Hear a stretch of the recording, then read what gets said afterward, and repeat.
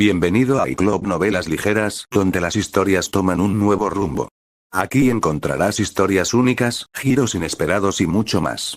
No olvides suscribirte y activar la campanita para no perderte ninguna historia. Empecemos. 29 Abilotal era prácticamente igual a como Asaj lo recordaba, bucólico y encantador. El mundo escasamente poblado tenía una sola ciudad con más de 1 millón de habitantes, y sus habitantes agrícolas se extendían por vastas distancias, trabajando campos dorados y guiando manadas gigantescas por el cálido y verde paisaje. Las bestias de la manada superaban en número a la población, cuya mayor preocupación en la galaxia eran las disputas sin sentido con sus consejos locales sobre asuntos tan triviales que resultaban completamente incomprensibles para forasteros como ella. Situado a la sombra de Moncal, y abasteciendo a ese mundo oceánico densamente poblado con un excedente de alimentos, Lothal era uno de los planetas más seguros y pacíficos de todo el borde exterior. Asaj no pudo evitar preguntarse por qué los antiguos Jedi habían elegido construir su templo del camino aquí. ¿Se debía solo al nexo de la fuerza del mundo, o quizás significaba que los Jedi alguna vez estuvieron mucho más presentes en toda la galaxia? En cualquier caso, era una enorme inversión de recursos para un mundo que nunca había estado en el centro de nada. El propio templo del camino estaba camuflado en una gran formación de piedra natural, lo que lo hacía parecer casi un búnker. ¿Habrían planeado los Jedi venir a esconderse aquí si los Sith ganaban alguna guerra ancestral? Aquí está, dijo Asaj, reduciendo la velocidad del deslizador y estacionándolo a la sombra del templo para protegerlo del calor abrasador del sol de verano. Se giró en su asiento para mirar a Tanya. ¿Nerviosa? El joven miró molesto la gran formación rocosa. ¿Vinimos hasta aquí para esto? El viaje desde Sereno había sido largo, bajando por el Idiano hasta el corredor Salin, cruzando hasta el Perlemiano, subiendo casi hasta el final del Perlemean, antes de desviarse hacia Moncal. Estaban prácticamente en el espacio salvaje, salvo por la diminuta hiperruta del corredor del borde de Crowsley, que conectaba los pocos sectores remotos y escasamente poblados cerca del límite de la galaxia. El viaje había durado una semana entera, tiempo que Tanya ansiaba por regresar a Sereno para continuar su trabajo con el ejército. Asaj podía simpatizar, pero esto era demasiado importante como para ignorarlo. Preferiría estar en el nuevo templo o en Findar, reclutando a más jóvenes para la escuela o a más caballeros para entrenarlos. En este caso, Asaj había decidido que lo mejor era predicar con el ejemplo. Todos esos jóvenes tendrían que convertirse en Padawans algún día, y Asaj haría todo lo posible por ser un buen modelo a seguir entrenando a Tanya para que fuera una excelente Jedi. Los caballeros del nuevo templo no podían ser simplemente los marginados de otras órdenes, sino que también debían ser capaces de entrenar y preparar a la siguiente generación. El templo solo se revelará a una pareja, el Padawan y su maestro. Asaj sonrió, saltando del deslizador, y después de unos instantes, Tanya saltó detrás de ella. Ayúdame a levantarlo. Trabajando juntos, ambos lograron levantar fácilmente las formaciones de piedra del suelo. Lo que antes parecía solo una roca sólida se había levantado para revelar una única entrada, con oscuridad más allá. El templo se asentó en su lugar, y una escalera se detuvo justo delante de ellos. Recordando su tiempo en el templo, Asaj miró con compasión a Tanya. Los Jedi que construyeron esto no son como los de Coruscant, explicó mientras subían las escaleras, ella guiando el camino. Te pondrá a prueba, y no será nada suave. Necesitas vencer al lado oscuro para irte. ¿Qué significa eso?, preguntó Tanya. Asaj guardó silencio al cruzar el arco hacia la cámara central, y Tanya parpadeó sorprendida al ver el cuerpo de un antiguo Jedi, sentado con las piernas cruzadas y de espaldas a la entrada. Significa que te esperaré aquí hasta que regreses, respondió Asaj en voz baja, recogiendo la mariposa nerviosa que sentía en el estómago antes de exhalar para que se alejara en la fuerza. El lado luminoso la invadió y se sentó junto al cadáver disecado. Estaré en comunión, lo que te permitirá realizar la prueba. Si no la superas, me quedaré aquí hasta mi muerte. Esto es bárbaro, murmuró Tanya. Es tu decisión si continúas o no, explicó Asaj. Si crees que no tienes lo necesario para convertirte en Jedi, podemos ir a casa y yo puedo hablar con tu padre. No dije que no lo haría, refunfuñó Tanya. ¿Qué significa vencer al lado oscuro? Miedo, ira y odio, dijo Asaj. Tienes que superar estas cosas o nos quedaremos aquí para siempre. La fuerza sabe lo que hay en tu corazón y en tus recuerdos. No creas que puedes engañarla. Tanya consideró la puerta de entrada durante un buen rato. Aunque no bajó sus escudos mentales, era evidente que estaba nerviosa, lo que sorprendió a Asaj. Nunca la había visto asustada. Tanya siempre estaba llena de energía y ansiosa por aprender, involucrándose en cualquier sistema que se le cruzara. Está bien estar nervioso, dijo Asaj. ¿Sabe lo que hay en mi mente? Sí. ¿Lo compartirá contigo? No. Ahora Asaj sentía curiosidad por lo que Tanya albergaba en su mente y que le preocupaba compartir. No era asunto suyo husmear, pero no creía que Tanya pudiera tener secretos oscuros, dada su crianza protegida. ¿Qué te mostró? Tanya le preguntó a Asaj. Eso es privado, respondió Asaj. Pero para ti, fueron escenas de mi pasado. Cuando más miedo y rabia tenía. Cuando llegué aquí, no recordaba nada de quien más odiaba, pero el templo me lo mostró. Cuando me vendieron como esclava, mi gente me obligó a beber una poción que bloqueaba mis recuerdos para que no pudiera compartir ninguno de sus secretos. Pero la fuerza levantó ese velo y me reveló a quien me había traicionado, Talcin. Tanya pensó en Asaj por un momento. Está bien. Puedo hacerlo, dijo. Asaj observó cómo la joven Padawan cuadró los hombros y avanzó a través del arco de piedra. Pasaron unos instantes antes de que desapareciera de la vista. Cuando Asaj cerró los ojos, comenzó a meditar y se perdió en las corrientes de la fuerza. 1987 DC era Showa. Un niño estaba sentado solo en un amplio apartamento, con las piernas cruzadas frente al televisor. En la pantalla, Goku trepaba el largo pilar hacia la torre de Corrin, y el niño no pudo contener el hambre por más tiempo. A pesar de la emoción en pantalla, no dejaba de mirar el reloj de la pared, pensando en su padre. Ya eran las 6:30, pero aún esperaba que su padre llegara a casa esa noche con una bolsa de Bentos de supermercado para compartir. No tenía que ser mucho, pero cualquier cosa serviría. Con pasos cuidadosos, el niño se levantó y caminó hacia el teléfono colgado en la pared, mirando la libreta que había debajo, donde estaba escrito el número de su padre bajo las palabras: solo emergencias. El chico cogió el teléfono, mirando los números del teclado, antes de decidir no hacerlo. Suspiró, colgó y fue a la cocina. Sacó comida del congelador y la calentó en el microondas antes de sentarse a comerla frente al televisor. Siguió mirando la televisión mientras miraba la hora, esperando que su padre volviera pronto. Finalmente, el episodio terminó, y sin señales de su padre, el chico se dio por vencido. Apagó el televisor, tiró los envoltorios de comida a la basura y corrió a su habitación. Mientras yacía en la cama, reflexionó con amargura sobre la verdad. No importaban las promesas que hiciera su padre, el hombre era demasiado débil para cumplirlas. Ya fuera llegar a tiempo, asistir a un cumpleaños o incluso tener tiempo para llamar, el padre del niño siempre estaría bajo el yugo de su jefe. Trabajaría 90 horas semanales, la mayoría de ellas horas extras sin pagar, y jamás se quejaría de su jefe, todo con la vana esperanza de un ascenso que nunca llegaría. Incluso si el ascenso llegaba, las horas que trabajaba solo aumentarían. El chico lo sabría, porque de mayor les infligiría el mismo destino a sus subordinados.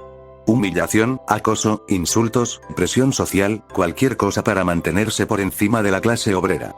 Cuando finalmente se abrió la posibilidad de ascender en recursos humanos, la oportunidad de controlar incluso a los jefes de planta, no dudó en aceptar. Estas jerarquías no recompensaban el trabajo duro, sino que lo castigaban con más trabajo. La forma de ascender era no pensar, no sentir, sino aprovechar las oportunidades y dejar de lado a las que tenía delante. No te encariñes. No mires los nombres. Céntrate en ti mismo. Céntrate en lo que puedes controlar. Así lo hizo. Así lo haría. Así evitaría el patético destino de su inútil padre. El niño se giró de lado, mirando su reflejo en la ventana de su habitación. A lo lejos, vio el tren salir de la estación y recordó que allí encontraría su propio destino. Asesinado por un hombre cuyo nombre no recordaba. Tragó saliva nerviosamente y se dio la vuelta para mirar hacia el techo. Su sueño era retirarse en paz y comodidad, pero en cambio estaría condenado a una eternidad de guerra y trabajo. Ya fuera en esta primera vida, luchando por cada ascenso, atribuyéndose el mérito del trabajo ajeno y endosando sus responsabilidades a los débiles de voluntad, o en la segunda, donde un mundo entero se vio envuelto en una guerra sin sentido solo para castigarlo por decir la verdad. Fue aún peor en su tercera vida. No sería solo un mundo, ni una nación en guerra con otra, sino una galaxia de billones de seres conscientes, todos enfrentándose a su futura familia. ¿Qué sentido tenía todo aquello? ¿Para qué seguir luchando si solo se lo arrebatarían? ¿Qué importaba si se llevaban a su familia encadenada para convertirla en rehenes y marionetas? ¿Por qué le importaba si masacraban al 203? ¿Por qué le importaría a él si su padre nunca volvía a casa? Era una tontería esperar que ese hombre tuviera agallas. Que se mantuviera orgulloso, con la frente en alto, y exigiera tiempo libre para estar con su familia. Y de ninguna manera su padre renunciaría cuando estaba tan destrozado. No, él no sería como ese inútil. No se rendiría, ni se rendiría, ni se rendiría. Tenía un sueño, una visión de paz, de seguridad. Una oportunidad de ser más grande y hacer más. El chico no se rendiría solo porque su padre lo hubiera hecho. Si tan solo hubiera sabido de joven lo que aprendió de adulto. Si tan solo pudiera hablar con su padre, explicarle al oficinista de mirada muerta que no hacía nada, que solo conseguía su propio sufrimiento. Que tal vez no tenía lo necesario para ascender, pero sí tenía potencial, talentos que se había ganado con esfuerzo. Tal vez sería más feliz con un apartamento más pequeño, dirigiendo su propio negocio, estableciendo su propio horario. Trabajando menos, ganando menos, pero al menos pasando tiempo con su hijo. ¿Podría el chico convencerlo de eso? ¿Era demasiado tarde para cambiar? Tragándose el nudo de nervios que se le formaba en la garganta, el niño se levantó y regresó a la sala. Sorprendido por su propio nerviosismo, cogió el teléfono y marcó. El timbre de la puerta lo hizo levantar la vista. Sorprendido, vio cómo giraba la cerradura y su padre entraba por la puerta. «Hijo». El hombre parpadeó, se quitó las gafas y se frotó las hendiduras de la nariz. Bajo sus ojos colgaban unas ojeras negras, y olía a desodorante recién aplicado, intentando disimular el olor a cigarrillo. ¿Sigues despierto? Sí. Sí, sigo despierto y tenemos que hablar, respondió el chico. Te estás matando por nada, y no voy a quedarme de brazos cruzados. Año unificado 1927. La lluvia caía a cántaros sobre Tanya de Geurechaf. Gruesas gotas salpicaban su traje de vuelo, ya empapado, y caían sobre las olas que rompían bajo ella. El mar se agitaba en la tormenta, oscuras masas ondulantes de olas bordeadas de vetas de espuma blanca, como fauces abiertas con dientes hambrientos, deseosos de reclamarlas y caía. Muy abajo, un pequeño conjunto de luces apenas se distinguía mientras se mecía con las olas. Detrás de ella, lo que quedaba de su división aerotransportada volaba tras ella en una formación dispersa, visibles solo entre sí gracias al brillo de sus orbes de computación. Su radio crepitó. «Mayor, necesitamos aterrizar». Consideró la idea, pero luego la descartó. No deberían estar muy lejos de la costa a estas alturas. Con solo unas horas extra de vuelo podrían encontrar un lugar donde recuperarse en el imperio. Las condiciones eran desagradables, e incluso peligrosas, pero deberían tener suficiente maná para sobrevivir. Además, ¿y si fuera una nave enemiga? Bastaría una sola transmisión de radio para condenarlos a todos. No sabemos si es uno de los nuestros, respondió. Sigue volando. No creo que lo logremos, señora. Ya casi estamos, respondió Tanya, sintiendo que su ira se intensificaba, pero con voz serena. Si es una nave enemiga, podrían llamar a los magos albinos. Tenemos que seguir adelante. Esperó una respuesta, pero no hubo ninguna. Parecía que la conversación había terminado, cuando de repente una de las luces que flotaban tras ella rompió la formación y se precipitó hacia la nave. «Regresen a la formación», gritó Tanya por la radio. «Soldado. Es una orden». El hombre no respondió. Hubo un largo silencio, mientras el grupo esperaba descubrir si el barco representaba su salvación o su perdición. Tanya sintió que el corazón le latía con fuerza contra el pecho al comprender que ese estúpido soldado probablemente los había condenado a todos. «Es la Kriegsmarine», gritó el soldado por la radio con alivio y alegría en la voz. «Chicos, podemos refugiarnos aquí». Tanya gruñó algunas maldiciones para sí misma, deseando que el hombre estuviera muerto por su estupidez. La derrota se hizo inevitable cuando el reino aliado finalmente anunció su entrada en la guerra. Incluso antes de eso, todos los enemigos del Kaiser recibían financiación del reino insular, y había numerosos magos albinos sirviendo como voluntarios entre los francos y los rusos. El Kaiser fue desmantelado lentamente por una guerra en dos frentes, y se hizo cada vez más evidente que la victoria era, en el mejor de los casos, improbable. La ya desoladora situación se agravó por el bloqueo de la Marina Real, privando a la máquina de guerra de recursos vitales en un momento crucial. Así que se urdió un plan desesperado. Si la Kriegsmarine lograba rodear una pequeña parte de la Armada Real y hundirla, y luego regresar a puerto sana y salva, la amenaza de futuros ataques obligaría a los albinos a abandonar el bloqueo. El problema evidente era que la Armada albina era más del doble del tamaño de la imperial, y sus espías estaban repartidos por todo el imperio. Parecía igualmente probable que, en lugar de destruir una parte de la Armada albina, fuera la Kriegsmarine la que se vería obligada a hundirse en el fondo del océano. Era el tipo de operación que, de tener éxito, en el mejor de los casos, le daría al imperio más tiempo, y en el peor, lo derrotaría por completo. Cuando le presentaron el plan, Tanya desaconsejó la operación. La armada albish siempre había sido la prioridad militar de esa nación, y su división de magos marinos no se había visto afectada durante toda la guerra. Aunque los magos marinos eran inexpertos, lucharían en una cantidad que el Kaiser no podría igualar sin sacrificar sus otros frentes. Haría falta un milagro para que ella ganara.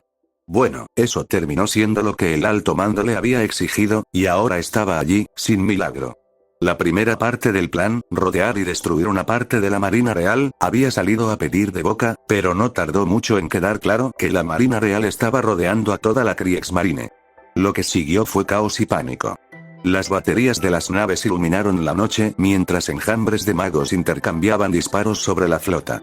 Tanya y sus hombres no habían podido apoyar mucho a las naves en guerra, pues intentaban desesperadamente sobrevivir a una fuerza enemiga mejor equipada para operaciones navales y que los superaba en número por un margen considerable. Finalmente, el almirante dio la orden de intentar escapar, con el objetivo de reagruparse al acercarse al imperio, y Tanya ordenó a sus magos que la siguieran mientras se abría paso a golpes entre enjambres de marines magos reales hacia la libertad. Ahora, mientras sus hombres, exhaustos y cansados, comenzaban a descender en lo que parecía un pequeño destructor imperial, Tanya por fin tuvo la oportunidad de contar a los que quedaban de sus hombres. No tardó mucho. De cada 10 magos que la habían seguido esa noche, solo 3 seguían con vida. Tanya apretó los dientes, maldiciendo al Kaiser en su mente, maldiciendo al almirante que supervisaba este desastre, maldiciéndose a sí misma por no desobedecer la orden, aunque eso significara recibir un disparo. Sus maldiciones cesaron de repente cuando finalmente encontró a Victoria, a quien le faltaba la pierna izquierda por debajo de la rodilla. De alguna manera, había logrado ponerle un torniquete a la herida y seguir luchando, mientras el aire gélido sobre el océano Atlántico ralentizaba la hemorragia. Tanya corrió hacia ella. «Teniente», dijo, e intentó sacudirle el hombro. Victoria estaba pálida y temblaba. Tenía frío por la pérdida de sangre y el traje de vuelo mojado. «Llévenla bajo cubierta», gritó Tanya. «Encuéntrenla en un lugar cálido». Algunos de los magos más corpulentos se apresuraron a seguir sus órdenes, mientras una voz decía: «Menos mal que bajé a revisar la nave». Tanya se giró en seco, con la mirada fija en un joven adolescente de rostro fresco, de apenas 15 años. Era nuevo en el ejército, tanto que Tanya ni siquiera recordaba su nombre en ese momento. Al ver la expresión en el rostro de Tanya, el adolescente agregó: «El teniente no habría podido volar mucho más tiempo si no lo hubiera comprobado, señor». Sin siquiera pensarlo, su mano desató el cargador de la funda de su pistola y el soldado se quedó boquiabierto cuando ella apuntó hacia él. «¿Cuántas veces, idiotas, tienen que arruinarlo todo?», gruñó. «No me escuchan. Nunca me escuchan. No importa cuán obvia sea la verdad, no importa lo que dicte la razón o la lógica, hacen lo que les place y me arrastran al infierno con ustedes. Mayor, cállate». Le gruñó. «Debería dispararte. Sería inútil, no serviría de nada, pero al menos por un momento tendría la satisfacción de hacer sufrir a un tonto las consecuencias de sus actos impulsivos». Le apuntó con la pistola, sintiendo su peso en las manos, pero al cabo de un momento la bajó. «Aquí está, caballeros. Esta noche hemos perdido la guerra. El bloqueo naval reducirá lentamente nuestras industrias a la nada, mientras nuestra gente muere de hambre y los ejércitos enemigos se acercan cada vez más a Baerún.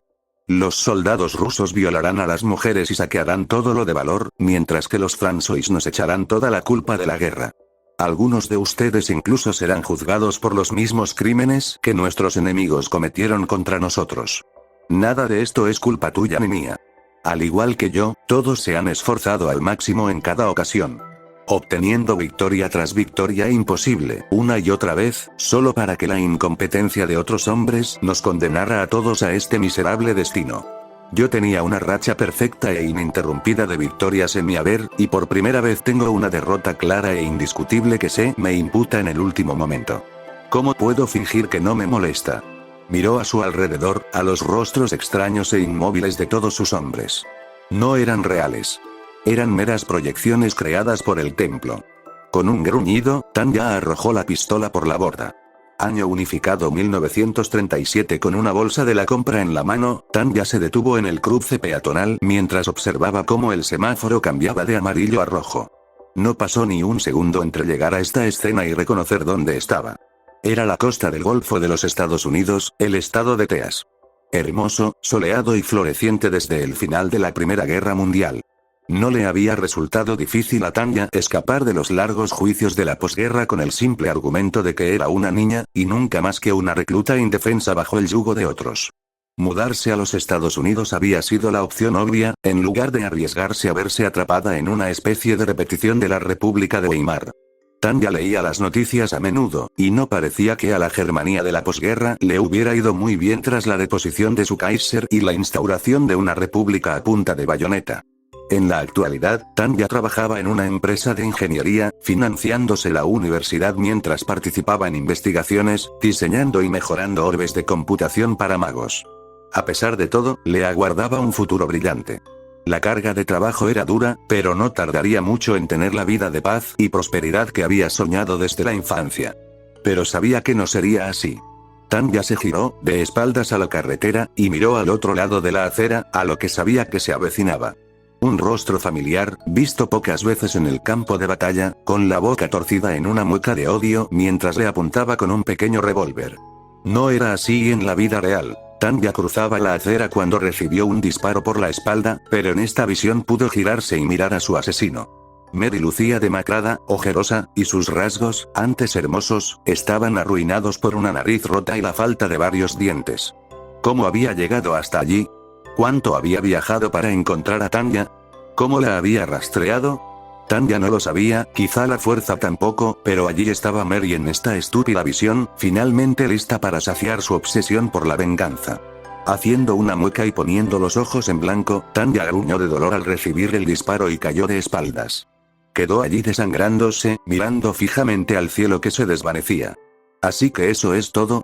Preguntó. ¿Esperas que supere mi odio por la mujer que me mató? ¿De eso se trata? No hubo respuesta. Miedo, luego ira y ahora odio. ¿Esperas que la perdone? El problema es que nunca la odié. Era patética, autodestructiva, una causa secundaria. Nada más que una marioneta del Ser Décimo. No odio a Mary, lo prometo. ¿Podemos por fin dejar atrás estas visiones inútiles? De nuevo no hubo respuesta. Tanya se incorporó, mirando a la multitud de espectadores que se había formado a su alrededor, muchos con expresión de asombro y horror, paralizados en su sitio. Más allá, Mary se quedó paralizada mientras exultaba triunfalmente, levantando ambas manos en el aire mientras un par de transeúntes la derribaban al suelo. Patético. Respondió una voz familiar, áspera y extraña. Tanya se giró y vio que uno de los espectadores había hablado. Sus labios se movían mientras el resto de su cuerpo permanecía paralizado. Al fin y al cabo, no eres más que un asesino egoísta. Incluso mientras enfrentas la justicia por tus actos, crees que mi sirviente requiere tu perdón. Ser Décimo. Gruñó Tanya. Ya era hora de que mostraras tú. Su voz se apagó. Oh, qué ingenioso. Casi me haces decir eso, Temple. Por un momento creí que ese podría ser el verdadero Ser Décimo. Oh, blasfemo miserable, gruñó el falso Ser Décimo, ahora desde la boca de una mujer, cubriéndose los ojos y casi desmayándose por la sangre. ¿Qué crees que es este templo? ¿Un dios por derecho propio? Nunca fue más que un canal para la fuerza. No, no te creo, respondió Tanya. Esto es solo una visión. Lo único real aquí soy yo. Esa es solo otra forma de proclamarte Dios, respondió Ser Décimo, hablando ahora desde la boca de un taxista que pasaba. De verdad que no piensas mucho en cosas que no te conciernen. La fuerza, un ser omnisciente, omnipresente y omnipotente que guía a todos los seres vivos. Es solo otra palabra para Dios, otro de mis muchos nombres. Alá, Jehová, Yahvé, Sol Invictus o Deus. La lista es interminable. Soy, lo que soy, y el nombre que me des es irrelevante. Estás aquí en mi templo, dedicado a mí. Mentiroso, respondió Tanya. Nunca fuiste un dios. Solo eres el diablo, que está aquí para atormentarme. Llámame como quieras, significa lo mismo. Estoy aquí para exigirte lo que me corresponde. ¿Cómo tomó Palpatine el control del Senado? Le di el poder que necesitaba. ¿Por qué tu padre decidió casarse tan tarde? Porque yo le metí la idea en la cabeza. ¿Por qué Maul quería a tu familia? Porque avivé la llama de la venganza en su corazón. ¿Cómo te atreves? Gruñó Tanya, haciendo una mueca de dolor por la herida de bala. Con una lentitud agonizante, se puso de pie, ignorando el líquido caliente que le corría por la pechera de la camisa. Lo señaló con el dedo, acusándolo. Tú enviaste al asesino. Yo no. Tú me disparaste por la espalda. Mary no. Tú me empujaste delante de un tren. Tú empezaste una guerra mundial. Vas a empezar una guerra galáctica. ¿Por qué? Porque no voy a fingir que te debo respeto. De repente, Mary se abalanzó sobre mí, liberándose sin esfuerzo de los hombres que la sujetaban, con los ojos brillando de oro. Con una fuerza sobrenatural, agarró el cuello de Tanya y la levantó en el aire, gritando con esa voz sobrenatural. Te inclinarás y me adorarás, aunque me cueste 1.000.000 de vidas e incontables seres queridos. Te romperás. Tengo una eternidad para atormentarte. No, no lo harás. Tanya rió, haciendo una mueca de dolor al sentir el zarandeo. La primera vez que nos conocimos, solo bastó un momento de crítica para que perdieras la paciencia conmigo. No tienes una eternidad, la tienes hasta que te rindas. El títere de X se congeló. No me vencerás, porque en el fondo eres débil. Blanda. No puedes aceptar las dificultades ni enfrentarte a la más mínima resistencia. Solo te quejas y te quejas de lo injusto que es el universo, sin la más mínima fuerza de voluntad que se necesitaría para cambiarte, para arreglar la situación que creaste. Todo ese poder, pero aún no es suficiente, ¿verdad? Tanya rió entre dientes. Aturdido, Ser Décimo la soltó. Cállate. Gruñó Mary. No le hables así a tu creador. No eres mi creador. Rió Tanya. Jamás podrías serlo. No eres Dios. Lo dije la primera vez que te conocí, no me engañaste. Un Dios de verdad, alguien que pudo haber creado el universo hace miles de millones de años, colocando minuciosamente cada átomo y molécula, definiendo cada uno de los innumerables parámetros de las leyes de la física, que lo vigiló todo, moviéndolo con cuidado de aquí para allá, para finalmente dar a luz a la humanidad de la semilla de los simios. Ese jamás podría ser tú. Eres, y siempre has sido, un mentiroso, intentando atribuirte el mérito del trabajo de tus superiores. Si Dios existe, jamás podría ser un parásito mentiroso como tú.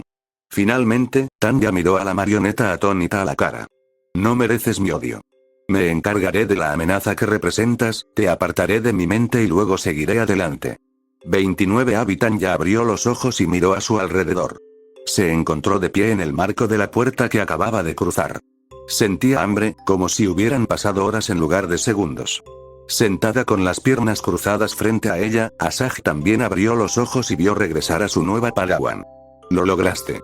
Levantándose lentamente, Asajj hizo una mueca y se agarró el estómago. ¿Cuánto tardó? Me muero de hambre. No lo sé, respondió Tanya, buscando el holocomunicador, pero encontró algo más en su bolsillo. Al sacarlo, tenía en sus manos una gema dorada del tamaño de una nuez. Maestro, la encontré donde dijo que estaría, pero ¿qué? Ella no está bien. Eso era quedarse corto. El huérfano de Undercity vivía en un callejón inmundo, con babosas de duracemento arrastrándose por las paredes y ácaros de la piedra creciendo en cada grieta. Los gusanos de los conductos habían cubierto por completo el cableado cercano, alimentándose parasitariamente de las zonas con electricidad y drenando la energía de la bombilla del techo que debería haber iluminado el callejón. El hedor nauseabundo de los insectos criando hizo que el acólito se alegrara de llevar una máscara de respiración, a pesar de la poca protección que ofrecía. A estas alturas de la ciudad subterránea, el aire estaba cargado de humo. Normalmente, el gas de plasma ardía sin dejar olor, pero una línea de combustible defectuosa podía mezclar todo tipo de sustancias, dejando todo allí abajo inundado de humo venenoso. La huérfana pareció reconocerlo, al menos en parte. El trapo que se había envuelto en la cara olía a orina, y su pequeño y decrépito escondite estaba lleno de restos de comida que había logrado robar. Como cama, había logrado arrastrar un palé de carga para no tocar el suelo y forrarlo con ropa desaparecida. Estaba sucia, y el aliento le silbaba en los pulmones por el evidente daño. No está en muy buenas condiciones, maestro, dijo el acólito. ¿Estás seguro de que es a quien buscas? Sí. Tiene un potencial que nadie más ha visto. Hubo una pausa, y luego el maestro añadió, muéstramela. Los patrulleros se acercaron, llevando a la huérfana al radio de su brillante holocomunicador. Su luz azul se reflejó en sus grandes ojos pálidos, mientras se acurrucaba temerosa en la esquina del callejón. ¿Estás herido, pequeño?, preguntó el maestro. No deberías ayudar, gimió Mary, con la mirada perdida. Me pasa algo. No quise matarlos, pero estaba tan asustada y enfadada. Tragó saliva y alzó la vista para mirar al maestro. Soy un monstruo. Los ojos del maestro parecieron brillar con más intensidad. ¿Cómo te llamas, pequeño?, parecía atónita ante la pregunta. Tardó mucho en responder, como si hasta ese momento no hubiera hablado con nadie desde el minuto en que murieron sus padres. Mary. Tragó saliva y respondió, me llamo Mary. Bueno.